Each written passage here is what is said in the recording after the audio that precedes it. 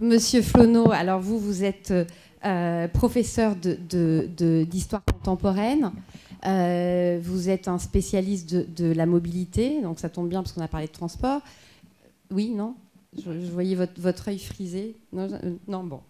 Je ne me suis pas trompée, donc. Ça va. Ah, aux joies.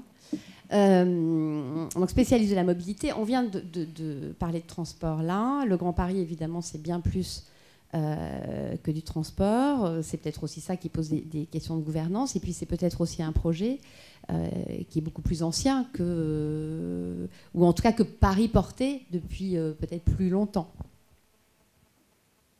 Entendu. Eh bien, écoutez, je vous remercie. La présentation est correcte. Vous me faites peur quand vous me regardez comme ça. Donc le Calimero est déclenché. C'est très court, effectivement, et je vais tâcher, enfin en tout cas essayer d'apporter une réponse à la question générale du débat, tout en soulignant effectivement la pertinence des deux constats que vous avez relevés vous-même, Nathalie Briand et M. Bouvier, au sujet de la relative confusion de la gouvernance actuelle de cette question. L'histoire donne en gros deux exemples où le débat a été assez clair. Le premier, au XIXe siècle, sous Haussmann. Le deuxième, pendant la période gaulliste, de l'ouvrier, bien sûr, consort, bien sûr.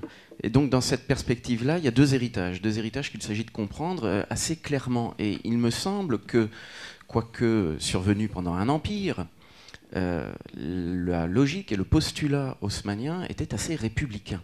Je veux dire par là que c'était la chose publique qui se partageait et qui était largement diffusée au-delà des limites d'un ancien Paris. Et à la question le Grand Paris, pourquoi faire ? Eh bien, je dirais pour faire un Paris en grand.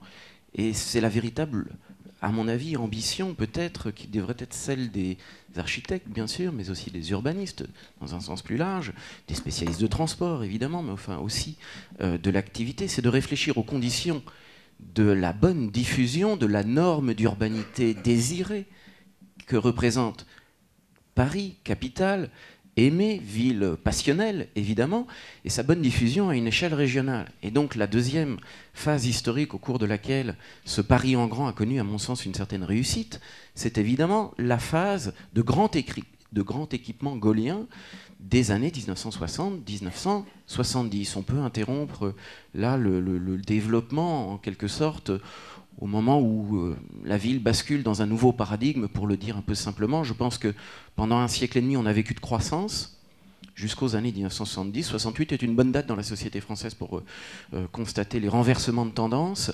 Et ce paradigme, qui était un paradigme de croissance et un paradigme saint-simonien, eh bien, il est remis en cause. Et aujourd'hui, sous la pression d'autres logiques environnementales et naturellement patrimoniales aussi, eh bien, on le conteste. Mais ce que l'on cherche à généraliser, peut-être, et ce qui pourrait être une ambition, une grande ambition, pour un Paris en grand, pour donc un grand Paris, ce serait d'éviter ce que l'historien Louis Chevalier, dans l'assassinat de Paris en 1977, avait appelé la nantérisation de la ville. Et la nantérisation de la ville, c'est un discours technocratique qui s'applique à tous les aspects de l'existence des citoyens. Et ce discours technocratique, c'est bien simple. C'est aussi ce qui pose les problèmes de gouvernance et les problèmes d'autorité lorsque la décision n'est que dans le sens top-down. Eh bien, c'est évidemment qu'elle n'est pas acceptée par les citoyens. Alors, cette logique technocratique a eu un moment, je pense, véritablement de réussite effective.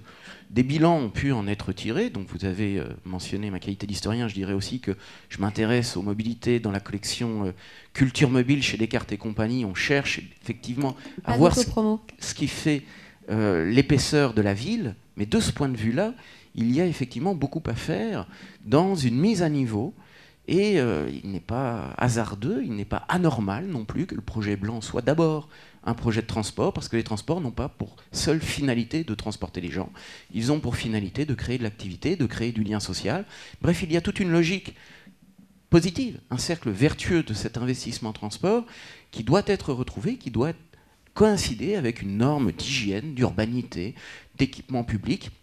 Bref, une norme républicaine que l'on pourrait rêver de voir étendue au reste de Paris, à ceci près que le centre de Paris est devenu inaccessible en termes fonciers, et qu'évidemment, c'est là le rôle de la puissance publique, c'est dans quelque sorte neutraliser ces dérapages de l'augmentation des coûts. Et donc pour des architectes, c'est naturellement quelque chose de très préoccupant parce que c'est une contrainte de la construction, c'est une contrainte des urbanistes, mais cette contrainte, elle doit être intégrée, et je dirais pour terminer, au sens moral du terme. C'est-à-dire que le Grand Paris ne peut pas avoir une réponse simplement technique ou architecturale. Le Grand Paris peut avoir une définition morale, et c'est celle que ce Paris en grand, à mon avis, peut être mis au moins en débat.